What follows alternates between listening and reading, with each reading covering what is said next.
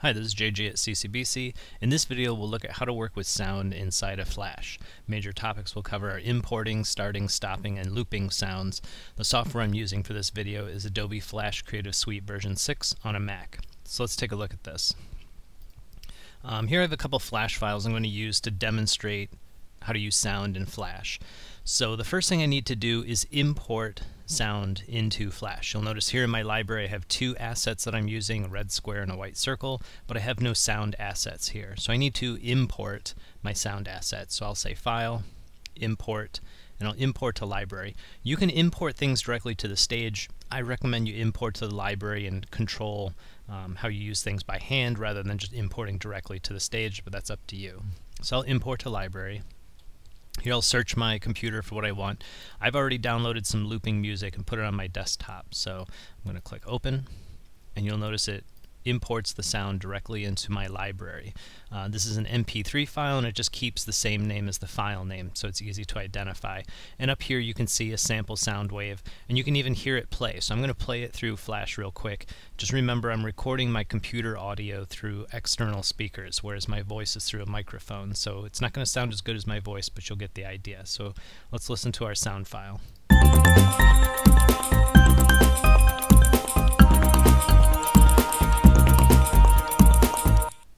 Okay, and this is looping music, so we would expect it to continue to loop after that. So in order to work with sound inside of Flash, it's all controlled by keyframes. Just like my animations have a starting and ending keyframe, you do the exact same thing with sound. So I'm going to go back to my properties panel for a second. I'm going to create a new layer to use for my sound. Always put sound in its own layer. Don't start mixing sound and visual assets on the same layers. It's just easier to keep them all separated. So I'm going to make a new layer. I'll label it sound. And I'm going to select the first keyframe. And when I do that, my property inspector here will give me my frame properties. One of those is sound. So here in the name menu, if I open this, what this does is it'll list all the sounds that are currently inside your library. So here I have a looping music MP3. If I look at my library, looping music MP3. So that's where that's coming from. So if I open this menu, I'm going to select the looping music. And that'll open up all these other options. Now I'm not going to get into effects. You can play around with these things on your own. I would recommend you use Audacity to create your effects in the actual sound files and then bring them into Flash, but you can do whatever your preference is. The next is sync. There's four options here. We can use the event, which is basically the frame event. We can just start or stop the sound, and then we can stream it. Now we're not going to live stream, so we're not going to use that option. And I'm going to use event for this first run through so you can see what sort of the problems of using event might be. So we'll leave it on that. And then down here you have the option of repeating something, so you can play it one time, you can play it 3 times. I could change this number, I could play it 5 times if I wanted to. I'll set it back to 1. Or if I open this menu, I can loop, which is what we want to do with this sound effect. So let's run through this and see what our animation looks and sounds like. Here we go.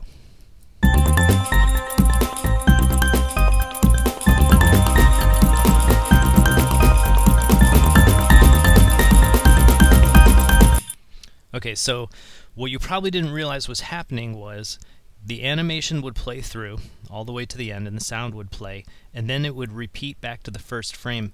The problem here was we were using the event synchronization. So every time it came back to the first frame, it would play another instance of that looping sound. So you could hear it stacking and stacking and stacking, and it sounded really bad.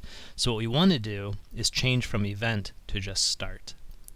I've not found an instance where event is better than start.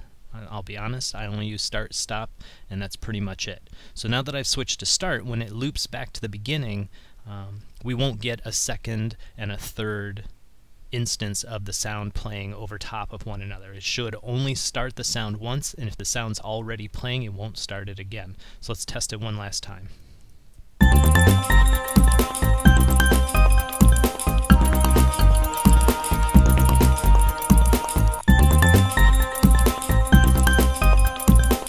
Okay, so that was much better in terms of Flash playing it. My last problem is you could hear there was a slight delay when it did loop, so it was kind of a break rather than a nice smooth loop. So I'm going to show you how to fix that. This is common with MP3s, and I believe it's just an artifact of the MP3 format. I'm going to go to Audacity, where I've already opened Audacity, there we go, where I've already opened the sound file. You'll notice at the beginning and at the end of my sound wave there's a little bit of empty space. So what I'm going to do is I'm going to go in here and clean it up. Let's zoom in. I'm going to select this little bit, delete it, and I'm going to go to the very end and clean that up.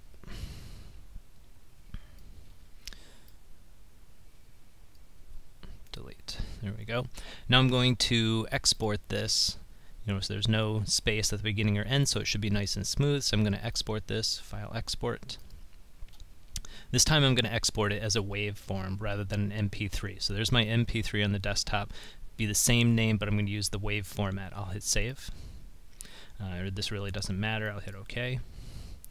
Now I'll minimize this, and here I can go back into Flash, and I'm going to import it again. This time I'm going to import the waveform.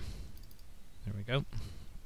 I'm going to go back to my sound channel here, and instead of using the MP3 version, I now have a wave version that I can use that's cleaned up. So I'm going to use the wave version, and we're going to test it one last time. You'll hear a nice smooth transition when the sound actually does loop after 6 seconds. So it'll be about halfway through the second animation.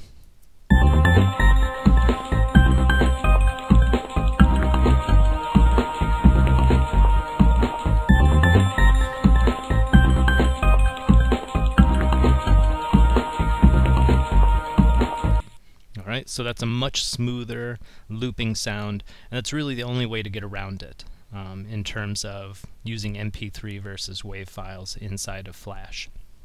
The next sound effect technique I wanted to show you is one-time sound effects. So here I've made some sort of ripples of water, like water dropping into the ocean or something. So what I want to do is have sort of a bubble sound play each time one of those ripples appears. So you can easily see when the animations appear. So what I'm going to do is once again import a sound. So I'm going to go to my library. All I have is my blue ring, so I'll say File, Import, Import to Library. Here I have a bubble pop sound. Now since I'm not looping it, the MP3 format will work fine. It really doesn't matter if there's a little bit of a delay at the beginning or the end. I can always work on the timing through the timeline. So I'll hit open. Now I've got my bubble pop sound. We'll play that one time. Alright. So now I need to make a new layer. I'm going to turn this into my sound layer. I'm going to go back to my property inspector here, and what I'm going to do is I want the sound to play as soon as the bubble starts to appear. So right at the beginning of the bubble animation I need to insert a keyframe so I can start the sound at this point in the timeline. So I will right click, insert keyframe.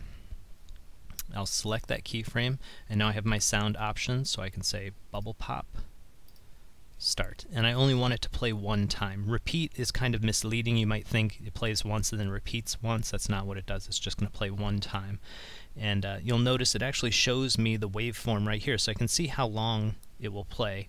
I'm going to do the same thing right here, so I'll insert another keyframe, go up here, put the bubble pop in, and start. And so let's run this animation and see how it sounds.